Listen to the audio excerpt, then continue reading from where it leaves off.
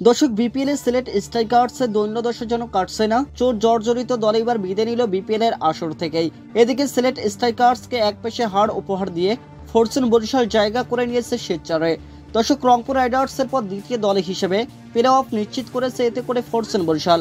প্রথম 8 ম্যাচ থেকে 12 পয়েন্ট পেয়েছিল ফরচুন বরিশাল।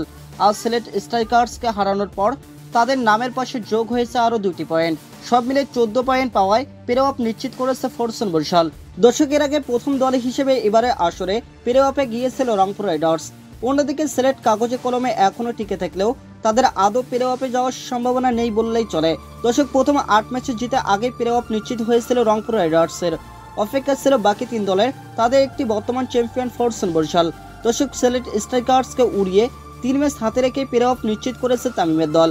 আজ রোববার 26শে জানুয়ারি টসে জিতে আগে ব্যাটিংয়ে নেমে সব কয়টি উইকেট হারিয়ে 116 রানে থেমে যায় সিলেট স্ট্রাইকার্স। দর্শক জবাবে 15.4 ওভারে 2 উইকেট হারিয়ে জয় তুলে নেয় ফরচুন বরিশাল। ব্যাট হাতে সর্বোচ্চ 52 রান করেন তামিম ইকবাল খান। দর্শক আর মুশফিকুর রহিম অপরাজিত থাকেন 42 রান করে 117 রানের টার্গেটে ব্যাট করতে নেমে ভালো শুরুর ইঙ্গিত দিলেও ইনিংস বড় করতে পারেননি বরিশালের 2 ব্যাটার তৌহিদ হৃদয় তামিম ইকবাল খান। দলীয় 22 রানের মাথায় বিদায় নেন তৌহিদ হৃদয়। 7 বলে 6 রান আসে তার ব্যাট থেকে। এরপর ডেভিড মালানের সঙ্গে জুটি করলেও সেটি খুব একটা বড় হয়নি। দর্শক দলীয় 39 রানের মাথায় ফেরেন বাঁহাতি এই ব্যাটার। এরপর মুশফিকুর রহিমকে নিয়ে দারুণ এক জুটি করেন তামিম ইকবাল খান। দর্শক এই দুজন করেন অপরাজিত 78 রানের জুটি।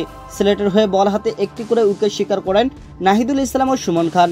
দর্শক এই জয়ে দ্বিতীয় দল হিসেবে প্লে অফ নিশ্চিত হলো ফরচুন বরিশালের। এর আগে টসে জিতে ব্যাটিংয়ে নেমে ভালো শুরু করতে পারেনি ওপেনার জর্জ মুন্সি। দর্শক 7 বলে 4 রান আসে তার ব্যাট থেকে।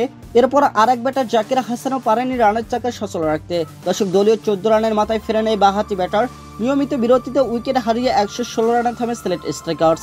দর্শক বরিশালের হয়ে বল হাতে সর্বোচ্চ 5 উইকেট শিকার করেন ফাহিম আশরাফ।